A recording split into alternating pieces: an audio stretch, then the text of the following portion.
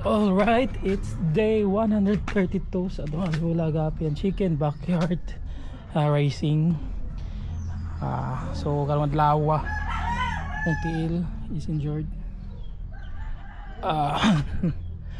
Sprain ankle ulag basketball gapon na kuan ko sprained. So karon have an update kung binuhi ito muna itong mga duckweeds here and still nakaparehap na yung mga guppies. So here and here.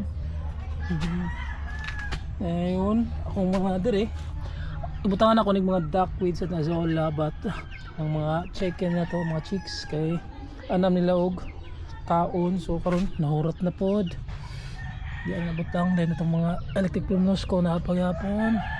Yan din dagkon itong panda na duwak panda pwede na mabalhin ngayon kani ang tulong nga ba ay gisagol ng pader. So laki hapon na sila buyan pod ang itong mga plumnos ko na tuloy na pabuyag daghan sila and I'm very happy kay atong pastel guppies bilis na og mga fries. So na ganda but doon kayong dako kay wala man tayo live foods.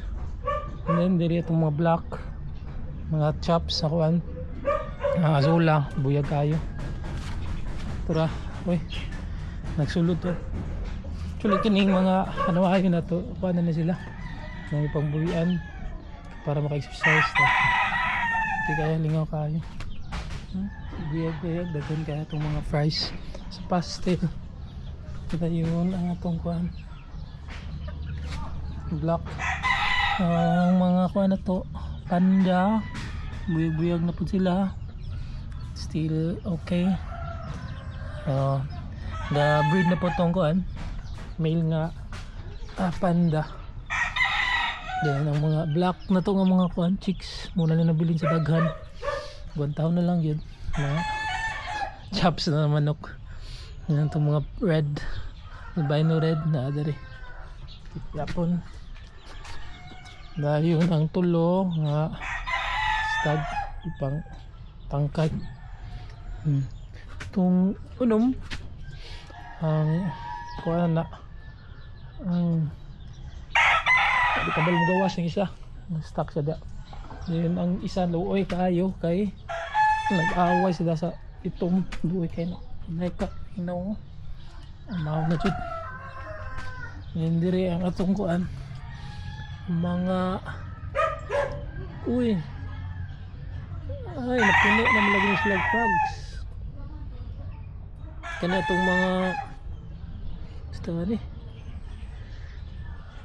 mga tuxedo koy na apagapon okay pa. So I think mura ng update sa to ato ang backyard racing nadaot ang naong okay kuan kay labukan nakabuhi man siya ni sulong siya pa na ladan okay kage. Ayun itong mga manok wala na itong puti yun wala na ang puti ang bai na ito gilman ang bai ang ginahanan ng mga ani.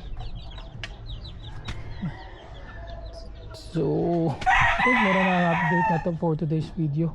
So if you have any idea or suggestions sa tuwang kuan hobbies you can comment down below and para basi ma-apply na ito. So that's it for today and thanks for watching and God bless everyone. Bye bye.